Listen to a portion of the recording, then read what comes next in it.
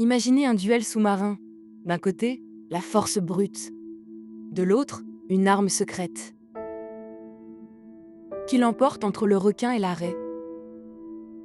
Aujourd'hui, nous plongeons dans les profondeurs pour démêler le mystère de deux des créatures les plus fascinantes de nos océans. Les requins, avec leur réputation de prédateurs infatigables, et les raies, souvent perçus comme de paisibles planeurs des fonds marins.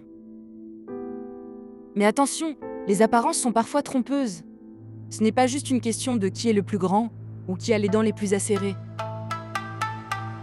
La vraie victoire se joue sur des tactiques, des adaptations uniques et même des alliances inattendues. Préparez-vous à découvrir des secrets que vous n'auriez jamais imaginés. Commençons par une révélation qui pourrait vous surprendre. Requins et raies sont en fait des cousins. Oui, ils appartiennent à la même grande famille de poissons cartilagineux, les chondristiennes. Leur squelette n'est pas fait d'os, mais de cartilage, un matériau léger et flexible. Cela leur donne une agilité incroyable. Mais à partir de là, leurs chemins évolutifs ont divergé pour créer deux des designs les plus réussis de la nature. Le requin, c'est le maître de la chasse en haute mer. Son corps fuselé est une torpille vivante, capable d'atteindre des vitesses impressionnantes pour fondre sur ses proies. Pensez au requin taupe bleu, qui peut filer à plus de 70 km/h.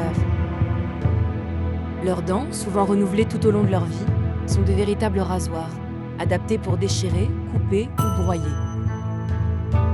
Le grand requin blanc, par exemple, a une force de morsure parmi les plus puissantes du règne animal, capable de briser des os avec une facilité déconcertante.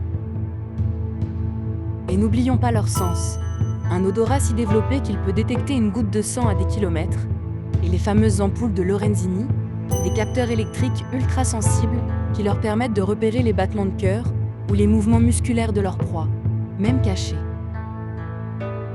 C'est un prédateur taillé pour dominer. Maintenant, tournons-nous vers les raies.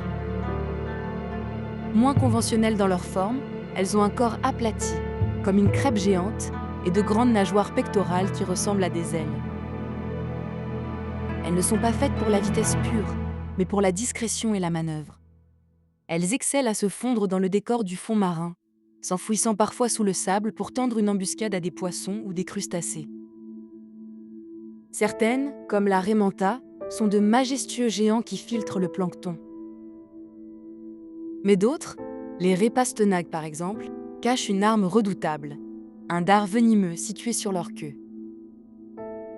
Ce n'est pas pour chasser, mais pour se défendre. Le venin peut être extrêmement douloureux, voire mortel pour l'homme dans de rares cas. C'est une protection passive, une sorte de ne me cherchez pas d'ennui. Alors, si un requin affamé croisait une raie, qui gagnerait? C'est le problème. La réponse n'est pas simple. Un jeune requin ou une petite espèce de requin n'hésitera pas à faire d'une raie un repas facile. Mais face à une grande raie pastenague ou une raie électrique, la situation se complique. La raie électrique peut générer des chocs puissants, jusqu'à 220 volts, pour étourdir un agresseur, lui donnant le temps de s'échapper. Quant au pastenague, leur dard, s'il est utilisé à bon escient, peut infliger une blessure grave. Le célèbre chasseur de crocodiles Steve Irwin en a fait l'expérience tragique. Le requin est le chasseur par excellence, mais il n'est pas invincible. Il préférera toujours une proie facile à une proie risquée.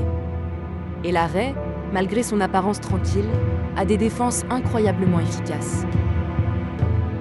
La clé de la victoire n'est pas seulement dans la force, mais dans l'adaptation à l'environnement et l'utilisation intelligente de ses atouts. Souvent, dans la nature, le combat est évité, car le risque de blessure est trop grand pour les deux parties. Chaque espèce a sa propre stratégie de survie, et dans le vaste océan, la cohabitation est plus fréquente que le duel mortel. Alors, qui est le vainqueur? Il n'y a pas un seul vainqueur absolu. Le requin est le roi des prédateurs, la raie est la reine de la défense camouflée.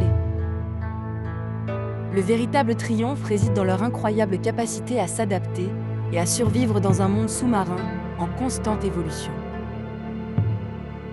N'oubliez pas de vous abonner pour ne manquer aucune de nos prochaines aventures sous-marines.